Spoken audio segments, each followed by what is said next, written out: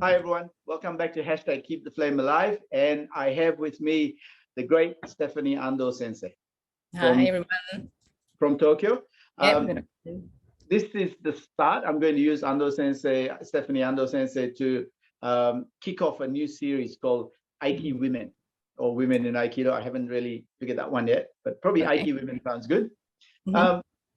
And I want to talk to her because she's proven herself and she has the distinguished or remarkable kind of hats where she's a female instructor in a male-dominated industry, and she's a foreigner teaching Aikido in Japan. So two big hats to wear. Welcome, Stephanie Sensei. Thank you. Thank you for having me. Glad to be here today and nice to talk to you. Okay, it's not yet. For all those people out there who don't know who Stephanie Sensei is, do you prefer Stephanie Sensei or Stephanie Ando Sensei? Stephanie Sensei. Okay, all right, cool. So not Ando Sensei, because if you say Ando Sensei, I'm like, looking around. not me. Not me. Yeah. So, tell us a bit about yourself. Like, why Japan? How old? When I'm sure you've had these questions before, but please, if you don't mind. Okay, no, sure. Okay, so I'm a South African. I was born in Johannesburg, and I grew up half in Johannesburg, half in Cape Town. And then I went to the University of Stellenbosch, which is our wine growing region. It's one of the most beautiful regions of our country. So I was very lucky to go there. And then I graduated from the university, and then my goal was to study journalism. And I had applied to the Department of Journalism, and I was waitlisted. So I was living and working in Cape Town, and I was trying to save up money to pay for my master's in journalism. And that wasn't working, mainly because I was a terrible waitress. So I was not making a lot of money. And Cape Town in summer is not a good place in time to save money. So, and then I wasn't hearing from the university whether I'd been accepted or not into the department. So I decided that I needed a plan B. So one of my good friends at the time was teaching English in Taiwan. And I emailed him and I said, look, I'm thinking of following you out there to Taiwan. So how's it going? What's it like? And he said to me, it's nice and I'm enjoying it, but if you can get into Japan, you should go to Japan. So I was like, okay, cool, Japan. And at that time, I didn't know anything about the country. I had no special interest in the country. I'd never done any martial arts. So I just kind of went along with what he said. And there's a chain of English conversation schools in Japan called Shane English Schools, and they have a branch in Cape Town. So they were recruiting at the time, and I applied with them and I had an interview, and then they hired me. So I signed a year contract with them, and then they sent me off to Japan. And like I said, I had zero knowledge of anything, where I was going or what I was getting into, zero knowledge of the language. So it was just kind of pure luck, coincidence, fate, if you want to call it that. And why Aikido? Why Aikido? Or how Aikido? Yeah, again, so just pure dumb luck, coincidence, whatever. When I first came here, a guy that I worked with was a Zimbabwean guy, and we worked together, and he also lived in the same apartment building as me. So we worked in a lot of the same branches too. So we'd go to work together, and we were chatting, and I said to him, while I'm in Japan, I'd like to study something Japanesey, but it could have been anything. It could have been another art. It could have been karate, or it could have been ikebana. It could have been tea ceremony. And he said to me, well, I'm doing Aikido. I study Aikido twice a week in Urayasu. So if you'd like to come with me and check out the class, that's cool, come with me. So I was like, okay, sounds interesting. So so I went with him one day, and at that time he was studying with Ando Sensei at Chubudokan, which is the big community dojo. I think you trained there. And I went with him to watch class, and when I thinking back now, what I remember was in the beginning, everybody lined up, they lined up in the Seiza. And I was like, oh, that's, you know, the good posture Seiza, and all their little toes lined up in a row. And I was like, that's nice. And then, you know, the class started, and Ando Sensei, he demonstrated a technique. And thinking back now, it must have been like obviously a knee was like a pivot technique. And I just, you know, the hakama moving, and it was beautiful. And so from that first day, just watching, I was kind of hooked immediately. Cool. So yeah. And so without giving away too much, what year was that? Sorry? What year was that? That was so it was about a month after I arrived here. So it would have been 2002. 2002. Okay. So 2002 forward to 2021. Yes. What dan are you? Now I'm fourth dan. Fourth dan. And yes. your roles would include teaching, of course. Yeah, teaching. And teaching, and I run the international affairs department, so correspondence from overseas. If students want to come and train at the dojo, we have facilities upstairs for students to stay with us and train. So if they need assistance with the visas, I help out with that. Getting them into the dojo, getting them settled. Obviously not now, because we don't have the borders are closed, so we don't have that now. But I administer, we have our World Federation, Ryu Federation, which is all the dojos around the world that are affiliated with us. I manage the homepage, the social media. And how often do you teach? Every day. We're closed on Mondays, so I teach every day except Mondays, and Sundays. I have Sundays off because my kids are home. So begs the question, and this is about women in Aiki. Mm-hmm. A mother of two, you teach. Yes. Obviously, you still train. Mm-hmm. You've got work in the office. Yes. How do you juggle all that? You just do. So first of all, full credit to Ando Sensei, because he has been supportive throughout from the very beginning. I mean, he took me on as an uchideshi when it was at a couple of years after I started Aikido. He took on a girl as an uchideshi, and he has been incredibly supportive throughout. And it helps, we live at the dojo, so there's no commute time that I have to deal with. And Ando Sensei is very involved. He helps out with the kids, and he does, when I say helps out, this is he does his share of everything. Yeah. So to everyone listening, mm-hmm. I don't want to interview Stephanie Sensei as Ando Sensei's wife. I want to interview her in her own right. Okay. The fact that she's married to one of the most famous Yoshinkan Aikido teachers around, that's something we have to put in the mix. Yes, yeah, and it has been both a very difficult thing to deal with, and also that I'm incredibly lucky to have him as a teacher and as a husband. So, yeah. If it's not too personal, can you talk about some of the difficulties and some of the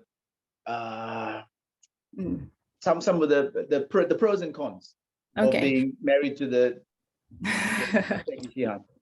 Okay, so let's go with the pros first of all, because let's go with the pros. So I mean, obviously I'm with him all day, every day, even more so now the last 2 years, because obviously we've been in the pandemic. He's not traveling like he used to. He's not, so all day, every day, which is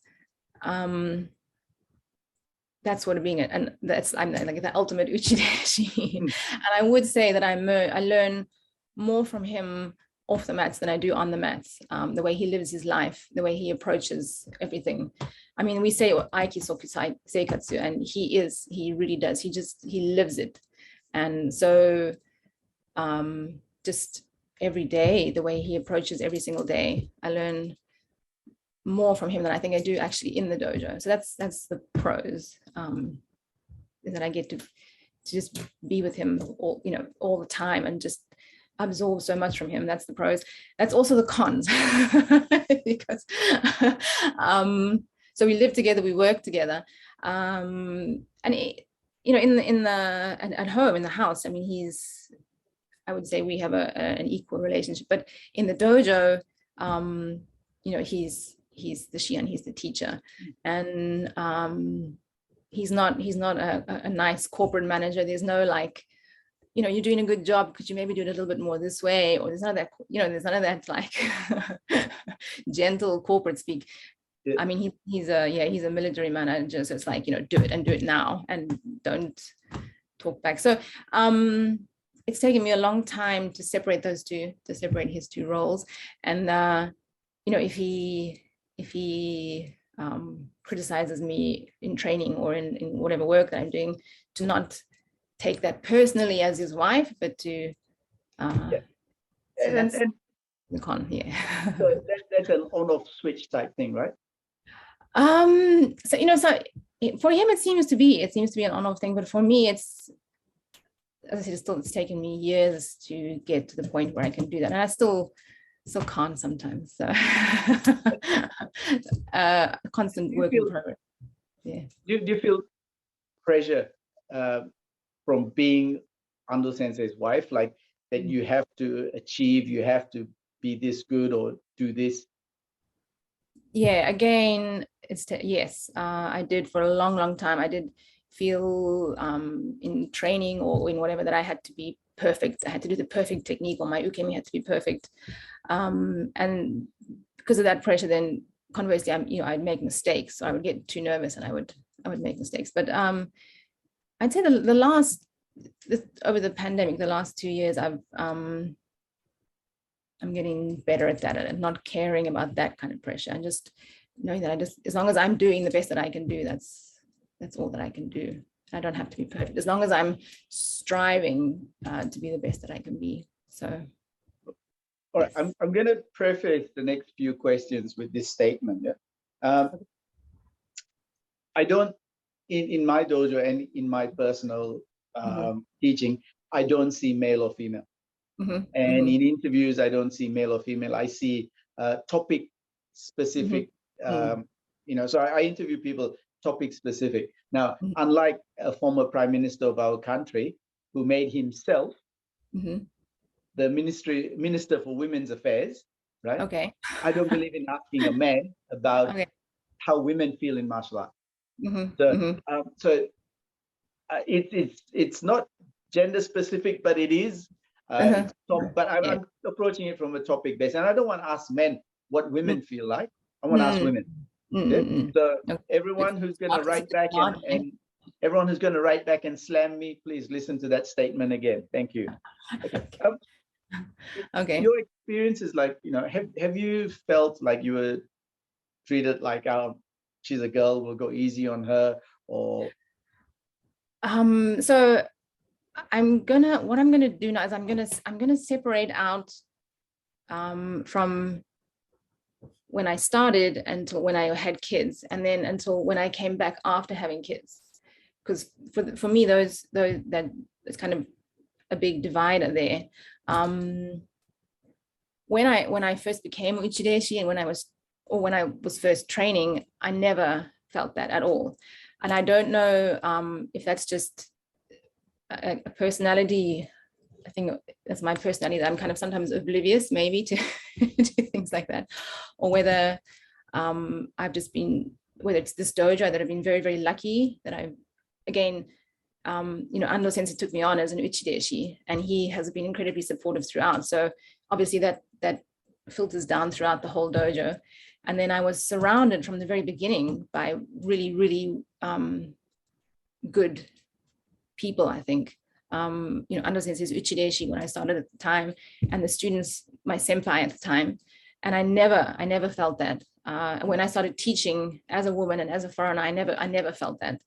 And again, I think partly maybe a little bit of obliviousness on my part, but also because they're just people that just loved Aikido, and there was no arrogance or no condescension, just people that love Aikido and want to help you and want to teach you. So I was very spoiled, I think, from the very beginning, and I never felt that.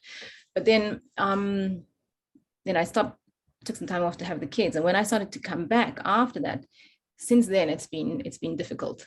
And up to a certain point, it was fine. It was kind of like, well, she's Ando Sensei's wife, so it's like her duty to help out a little bit in the dojo, and that's, you know, she's supporting her husband. But once I started to take it like beyond that, and I wanted to kind of start to assert myself, you know, not just as Ando Sensei's wife, but as myself, then I started to feel maybe a little bit of resistance. Again, not from Ando Sensei himself, but from, you know, certain element. Yeah. And without going into specifics, right? How'd you deal with that? From your perspective, how you know, did you just carry on to be oblivious of it, or were you oblivious but disregarded it? No. Again, it's kind of like a little bit forward and then a little bit back, and a little bit forward and a little bit back. So and again, you spoke about this. So I think you said two hats, but there's a lot of intertwined things. Again, being a woman, being a foreigner, being Ando Sensei's wife, and so I had to deal with, you know, like how much must I put myself forward, and how much is me being a destructive foreigner, and how much is and then getting, you know, imposter syndrome. Have you heard of imposter syndrome? Have you? No. I think if you ask some women, they'll tell you. Imposter syndrome is that we, especially women, get affected by it, and men as well, that you're in a position, you're in a job, and you feel, however qualified or talented you are, you feel that you are not qualified. And you feel insecure, or you feel that you're going to get found out, that somebody's going to say to you, like, you know, you're no good for this job, or who do you think you are to be doing this job? So meeting that resistance for the first time, I started to kind of doubt myself and doubt my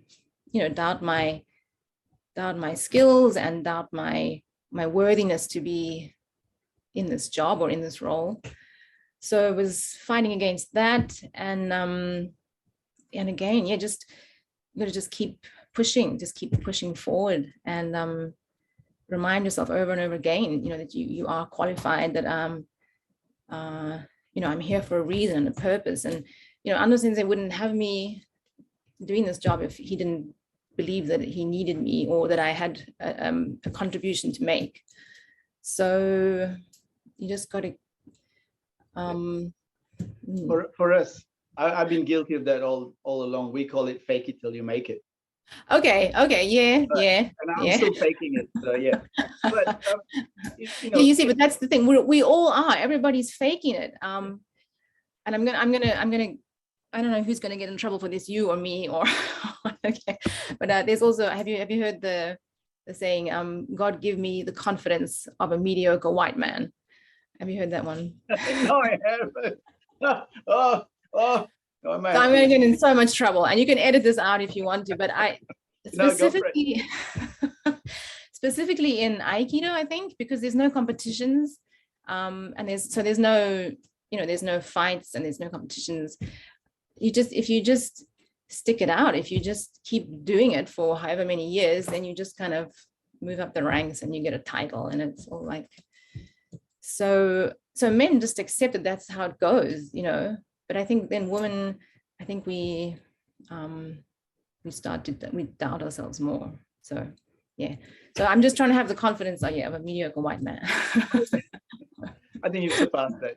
Look, a very important point for me, right? Because I've had a lot of female instructors in my dojo over the years, etc. And it's not just a male or female thing. It's a short person thing as well. Okay. How often is it our perception of someone slighting us, or someone being belligerent or arrogant, or is it the truth? How often I'm sure you're very, you look back on things, you think about things a lot. Have you discovered that maybe it was your perception or the reality, a bit of both? I mean, yeah, no, for sure it is a little bit of both. And so again, you've got to you've got to ignore that voice of doubt, I think, and just keep pushing forward and say that, I am worthy, and I do have skills, and I do have talent, and I do have a contribution to make. So at the end of the day, I come back to that I really do believe that Aikido has a really important role to play now in the world, especially now, what we're seeing in politics and in society in general. I think that the pandemic has laid bare everything that needs to be fixed. And I really do believe that Aikido has an important role to make that. And Ando Sensei believes that too. And he really believes that he needs me to translate for him to the world. So you've just got to come back to believing that you do have a contribution, and what you're doing is valuable. It's so valuable. My 2 bobs worth, if you don't mind. Everyone listening, my 2 bobs worth. Everyone listening in, doubt is a good thing. A little bit of doubt is a good thing. A lot of doubt will destroy you. People who don't have any doubt whatsoever turn out to be overconfident assholes. Exactly. Use that little bit of doubt to spur you on. Don't let it kill you. Absolutely. Yeah, absolutely. Yeah, so Ando Sensei, but Ando Sensei will, as I said before, he's a military man, and he will never let you get overconfident in any way. So that's good. That's very old school Yoshinkan, yes. Very old school, yeah. So you alluded before that you've learned a lot from Ando Sensei, learned a lot from your experiences in Japan, etc.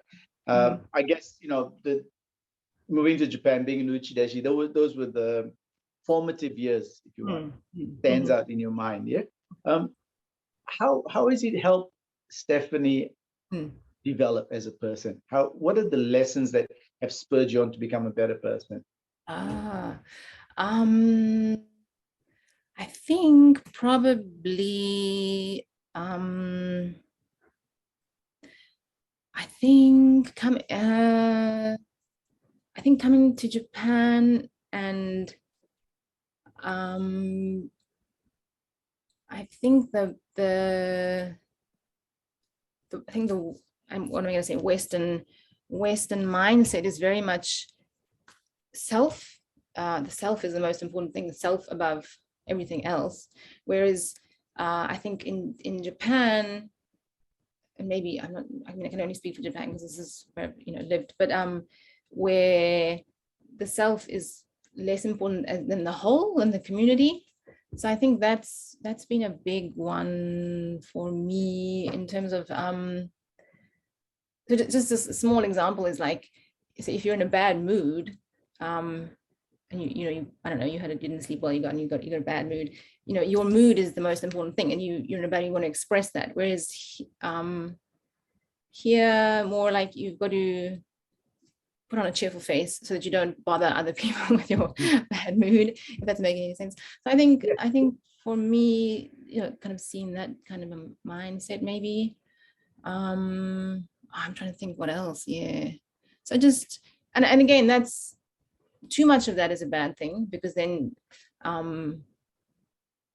then I think, and especially now in Japan, it's gone too much that way, where people are afraid to express themselves, or you get a lot of mental health problems. But so that balance, I think the balance between the kind of the Western very much me, and then kind of the Japanese everybody, the wa. So I guess that, yeah, that makes sense. Look, just to change topic a little bit. You teach children, of course. Yeah, I do. I teach the very little ones, ones. And then you teach adults as well. And adults, yeah. Okay. As a female, and as a foreigner, is there Mm-mm. a difference in how they accept what you're teaching? And it's probably clearer in people who are new rather than people who've been around for a while. mm. Um, no, I don't think so, because I think the respect for the sensei here is so strong, it's so big. So I think I've been, put in this position, and they accept me as the sensei, and then yeah. So but again, that's taken me a while to get to that point where when I first started back teaching, I was very insecure because I felt I haven't been training for so long, I'm out of shape, and I don't know, Ando Sensei's technique evolves and changes all the time because he's always studying. So I didn't know, the latest trip, Yep. things, and I didn't have a lot of confidence. So, but now, doing a lot of training, and so I think, yeah, I think that there's such respect for the position of the sensei. So I don't think so. I've never really felt that. You've said a couple of times, you've talked a couple of times about coming back after having children. Was that harder than being an uchideshi at the start? Yes, definitely. Because coming back physically after that, and then again, because you can't focus 100, when it was just me and it was just uchideshi, I could just focus 100%, but now I've got to focus on my kids as well. Yep. So it was definitely harder than being initially the uchideshi, but in a way that's the best thing, I think, because that's what I mean. If you only focus on Aikido to the exclusion of everything else, then what is that? That's I think if Aikido is not informing and enriching and helping your whole life, then it's pointless, really, isn't it? So all you women out there who've had kids, it's not easy, but it's doable. Yeah, it's not easy, and it's not. But again, I'm so lucky because we're here, we live here, so it's not a big commute to deal with, and Ando Sensei's been supportive. He's around as well, so he can help with the childcare and stuff like that. So I've been very, very lucky. But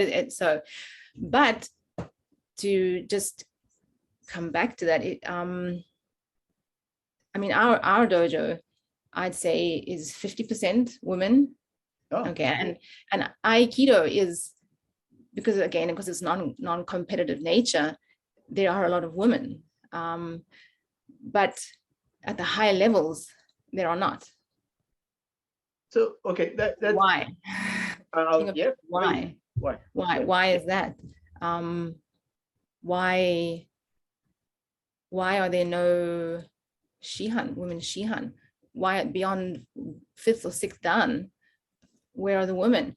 Or like international seminars. I mean, you go and teach overseas a lot. You teach seminars. Where are the women-led seminars?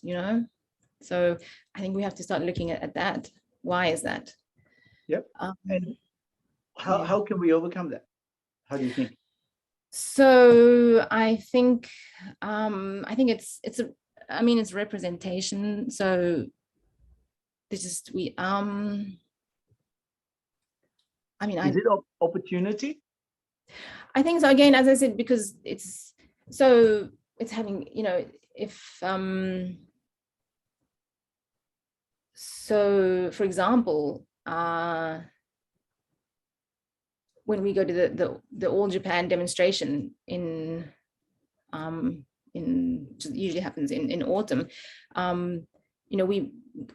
we go there, and I have to demonstrate, and Ando Sensei has to demonstrate, and I have to take the kids, so I can't really focus on the demonstration and everything. And it's not a child care.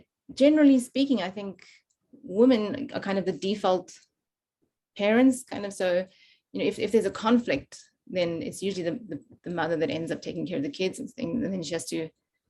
So I think it's so it's a tough one. So someone pointed out to me that most of the women who are quite high up in Aikido are like you, married to the teacher, married to the dojo. Yeah. And they said, why isn't it the other way around? Or why aren't women running dojos in their own right? Yeah. Why? Why is that? Part of it's a commercial thing. It's an economic thing. Most dojos don't make money. So you can't afford to pay someone else, have a dojo. I have staff, but it's taken a long time where, I pay the staff, etc. But they don't get paid much. I don't think they could live off that wage. So for them to be teachers in their own right with me, the economics wouldn't allow it. Yeah. You can if you just go, become a McDojo. But we don't want that, do we? No, there's got to be a balance. There has to be a balance. Yeah. So it's the same thing that we are dealing with here all the time, every day, is how to maintain that balance, how to, raise up quality students, and then at the same time still, have a wide enough student base that you are financially viable. So, I mean, If you get the answer, let me know. A while ago, Yoshin Project did something on you. Yes, yeah. Right? And they're brilliant. They're brilliant guys there. Yes. And your comment on Facebook was, "Thank you for focusing on women." Is that yeah, something like that? Probably, yeah. Do you think there's not enough focus on women in martial arts? Do you think, how can the reason I'm asking this question is, how can we draw more women into Aikido? Yeah, I do think there's not enough focus, and then just going back to that, I said, we do have a lot of women in our dojo. I mean, our morning classes are mostly women, to be honest. But I think that but I think we're expected to only do a certain kind of Aikido, a very aesthetically pretty kind, and then it's much harder to move beyond that, to start actually developing real power, like a really powerful technique. So I guess you have to have teachers that are willing to teach you that are willing to. So who is that expectation from, that kind of Aikido? You said more flowing, in inverted commas, soft Aikido. Yeah. Who's that expectation from? I don't know. Is it from ourselves? Are we not prepared to do what it takes to move beyond that, or is it that's just what's expected of us? So we just when you say ourselves, do you mean women or the teachers? Women ourselves, women. Or is that we just think that that's what is all that we can achieve? But so do we need more women that are doing real powerful techniques, and if you think of the imagery of women in Aikido, I mean, what are the images? Are they, it's kind of like, I'm just thinking of, cherry blossoms falling, and then kind of like come on. Yeah. So it's the imagery, it's what we see of women. I think we need to start changing that.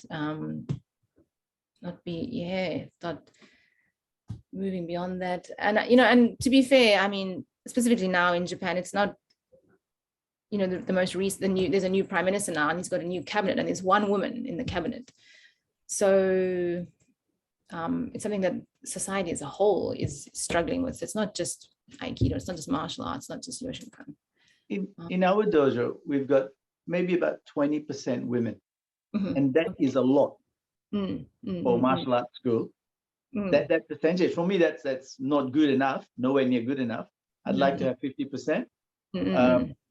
But I don't know. I don't know how to, of the top 6 instructors here, 3 are women. So, and you've met them, so it's but I don't know how to move women along, and So I think because you have an opportunity, because you've got your own organization now, so you can set the role. You can. But anyone can. If you run a dojo, anyone can do that. It's But as, But as head teachers, we set the goalposts.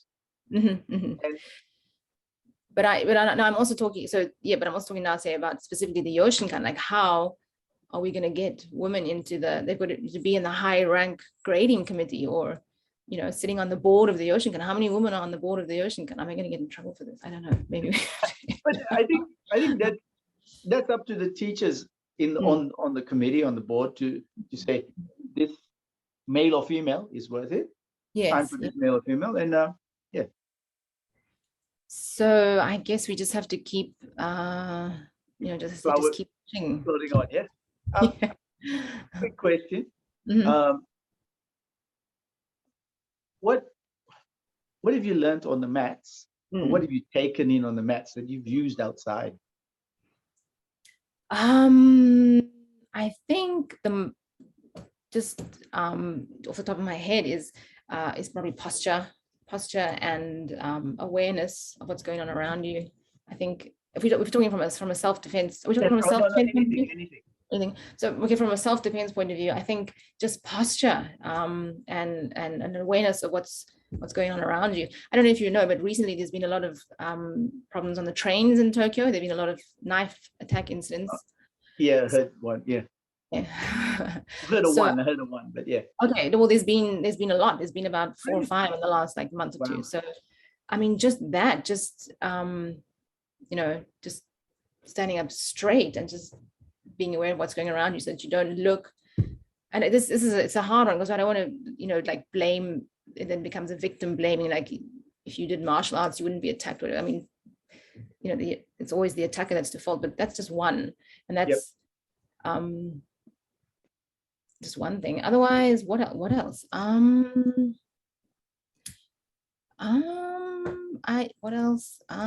What about in dealing with people, like, you know, yeah, dealing with people. So confident. So I not confident, but maybe more willing to listen to other people's point of view, and be more willing to so maybe previously that I was like, if I had a conversation, I had to be right about everything. So now maybe more of a willingness to admit that I'm not necessarily right, or that the other person's point of view is valid, I think. And I think that's specifically, you know, being shite uke and working together. Could be also the wisdom of age. Maybe. maybe, yeah. Okay. Yeah. We're kind of like winding up here. Okay. Have you had any issues with, like, or how do you deal with belligerent ukes, or ukes who just don't know what to do? So yeah, so again, that's not a big problem here. And again, I don't know if that's just this dojo, but if you are being either a deliberately bad obstructive uke, or you're just being a stupid uke, or like you're using what you lose focus, and you're just being what's the English word, like in Japanese they say like born. We say dickhead. We're not very polite. Okay, but not deliberately being a difficult person, but just for a moment you lose focus, and you're not being a good uke, or you don't know a good uke, you're gonna get a thump, frankly. So you know, it's very specifically here that uke is equally, how you do uke is equally important as being shite, and that you know, being cooperative and is in the best interest of both of you. So we don't have a lot of deliberate, but I do teach a lot of older guys, a lot of senior guys that are just are older and stiffer, so they can't necessarily take back uke, or they've got very stiff wrists.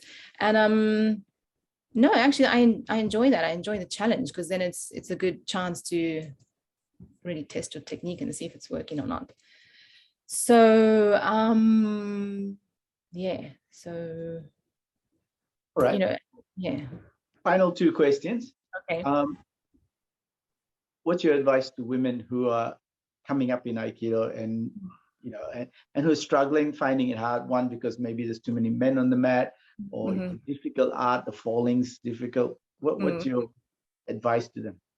So again, what I just said before is just, you got to just keep pushing, and just, if there's too many men, you get in there, and you just get in there. Don't give up. The falling, okay, if it's difficult, I mean, it's just practice, just train, just, if you get time by yourself, just practice more and more and more, and just get in there. Don't give up, and just believe in yourself. It's, you being there is really important.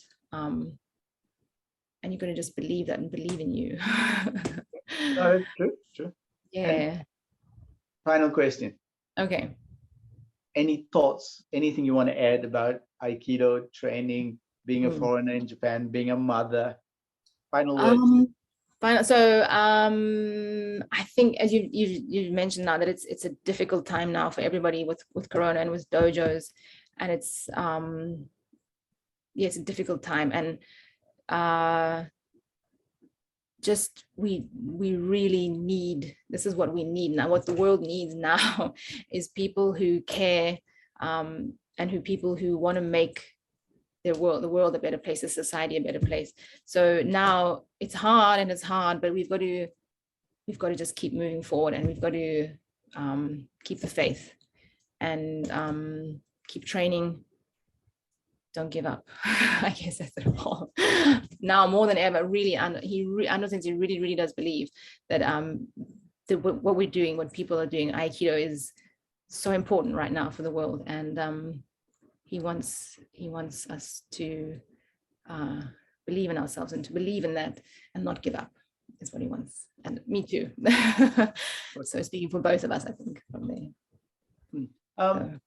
Just to wrap up, I just want to thank you personally for looking after my instructors when they came down, and my students when they came down for the championships, and also to thank Ando Sensei for his generosity in continuing to invite us and make us so welcome and a part of it.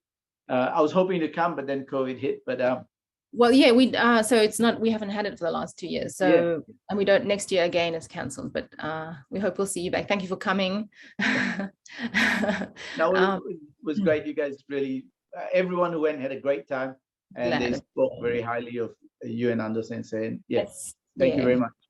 Okay, well, thank you for coming. And again, what you're doing is important. It's of value to the world. So one thing from my heart. Okay, right. Look, thank you very much for being part of this interview, and please send my best wishes to Ando Sensei. I will do that. Okay, and he sends his back to you, and he says, yeah, same as I said. I think you speak for both of us, but and I will come visit one day. I've been overdue. Yeah, we're waiting for the borders to open. We're waiting, so we'll be here waiting for you. Awesome. Thank you very much. Thank you. Have a good day, and Thank you. yeah, best regards to everybody there.